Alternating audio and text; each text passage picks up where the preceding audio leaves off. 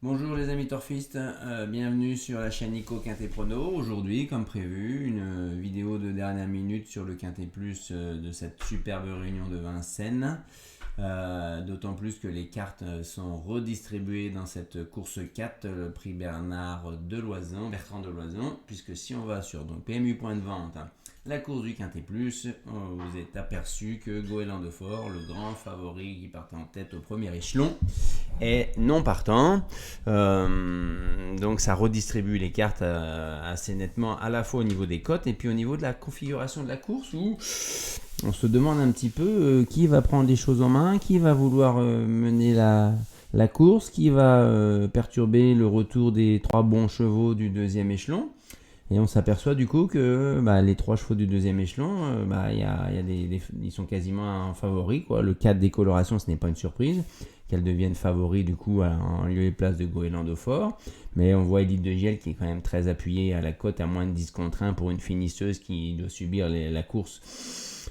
C'est quand même une bonne petite touche. Et puis on a Elvis du Vallon qui est 7 ou 8e de la presse et qui se retrouve à 11-12 contre 1 alors qu'il était annoncé à 16 contre 1. Vous voyez, il est 8e de la presse en éliminant Goéland de Fort. On a décalé d'un cran là notre fameuse barrière rouge qui sépare une arrivée logique, on va dire, et avec des outsiders qu'il va falloir aller chercher.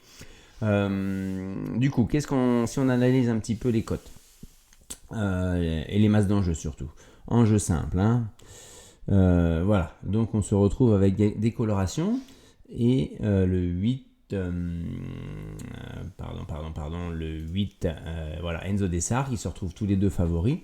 Et on s'aperçoit surtout que des colorations, certes, il y a de l'argent assez nettement à la gagne, bien plus que les autres, hein, bien entendu, mais on se retrouve avec plus de 2 fois de masse d'enjeu en jeu simple placé, ce qui est quand même assez important.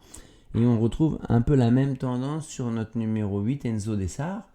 J'aurais tendance à en conclure que, bon, c'est deux bonnes bases, mais les torfistes les verraient peut-être plus placés que gagnants. Voilà. Partant de ça, peut-être que dans vos jeux de combinaison, dans vos champs réduits, laissez la première place avec un X, mais pour les voir battus par qui. Ça, c'est confirmé en plus dans la répartition des enjeux dans les jeux combinés, où on a joué en premier, on a des colorations, ouais, mais qui est une fois sur 4, elle est en tête des tickets seulement, hein. C'est pas elle n'est pas écrasée, elle part pas courue d'avance, elle la gagne. Enzo Dessart, lui, vous voyez, il est qu'à 14%, donc à E2, c'est 25, c'est 40% des tickets avec ces chevaux-là en tête, hein. D'accord. Et cette tendance, elle est de nouveau là sur les jeux de carté. Avec ici joué en premier, on s'aperçoit toujours des colorations Enzo Dessart, et derrière il est de gel beaucoup plus bas et en quintet plus. Qu'est-ce que vous avez choisi de mettre en premier pour toucher l'ordre du quintet plus?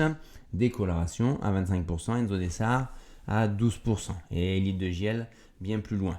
Donc voilà un petit peu ce qui ressort, hein. On voit également que parmi les deux Bazir, le 2 est à 30€, tandis que Heading Référence est du coup est à 11 contre 1, donc il y a une nette préférence quand même sur celui-là dans l'écurie Bazir. On s'aperçoit que le 4 est quand même assez joué aussi à 14 contre 1. Charline Launay a une chance secondaire visiblement, hein. Diane Winner, le Garato, qui est plus à son affaire sur les pistes plates à Anguin notamment, est un peu abandonné notamment. Et DS Noir, elle est étonnamment assez peu jouée quand même pour une jument qui vient de s'imposer dans une étape du GNT à 17 contre 1. Diego de KO n'est pas très joué non plus à 12 contre 1, alors que je crois que c'est le deuxième favori de la presse, hein, Diego de KO, hein. Donc là on peut pas dire qu'on a beaucoup d'argent sur lui. Là où on a de l'argent un peu, c'est sur Flyspeed. Flyspeed, elle est quand même à 10 contre 1. Elle est 2, 4, 6e de la presse. Son driver annonçait, son entraîneur annonçait avoir eu des soucis avec Jean-Marie Monclin lors de sa dernière course. Il avait été déçu, il l'avait scopé un petit peu, il l'a trouvé un petit peu obstrué au niveau des poumons ou de la trachée, je ne sais plus. Mais là, on peut vraiment dire qu'il y a une touche sur le 10 Fly Speed, donc ça sera mon cheval de dernière minute que je n'ai pas inclus dans mes jeux hier. Hein. Parce que j'avais un doute sur son état de forme du coup. Hein. Regardez bien dans mon tiercé, je ne l'ai pas, hein, ce cheval-là. Hein. Donc je vais le mettre en dernière minute aujourd'hui, Fly Speed. Bonne journée à vous. Vous savez qu'aujourd'hui on a énormément de belles courses. Hein. Dès la première, ça commence très très bien avec le Bijon, il pop au fort, hein, qui est grand favori. Le prix RMC avec le futur champion Ida Outillard qui est écrasé d'argent avec l'absence de Isoard Vedaker. Dans la course 3, un prix d'essai où on a une femelle qui est favorite au détriment du cheval à Francan, hein, même s'il va y avoir un beau duel. Ensuite, ça c'est le quintet. Le prix du président de la République, où là, c'est plus ouvert qu'il n'y paraît. Il y a une jument de classe avec Idéal Duchesne. Ici, c'est Paris un peu susceptible, mais elle peut bien faire sur sa classe un peu. C'est assez ouvert le président. Le prix Albert Viel, une superbe course pour la génération des J, avec un duel attendu entre Just Gigolo et Jazzy Perrine. Et enfin le prix de Normandie, avec un duel entre Hatchetman et Hirondelle du Rib, qui sont les deux principaux favoris. Et on finit en apothéose avec ce prix René Ballière, où étonnant vient presque en get star, comme on dit. Il est là pour traîner son titre à l'Elite Lop. Il est à un numéro 8 qui est un peu embêtant, mais ça ne le dérange pas plus que ça. Il fera les efforts pour venir en tête, je pense, à un moment donné. Mais on a quand même Gallius qui a failli gagner le prix d'Amérique. Onek placé 5e du prix d'Amérique et qui est toujours à l'arrivée sinon. Diablo Vauvert qui est peut-être pas super à l'aise sur les 2100 mètres, mais s'il y a une course rythmée, il peut bien finir. Oui, Vedas, est-ce qu'il est au top de sa forme comme cet hiver? Et bien sûr, Ampia BDSM qui est devenue un peu plus irrégulière, mais bon, il faut dire maintenant elle affronte l'élite de la génération.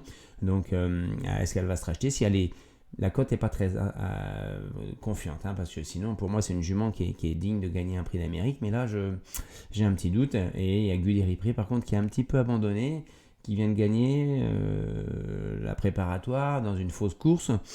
Bon, voilà. Hein, donc, il y a de quoi faire une très très belle journée. Bon jeu à vous et à bientôt.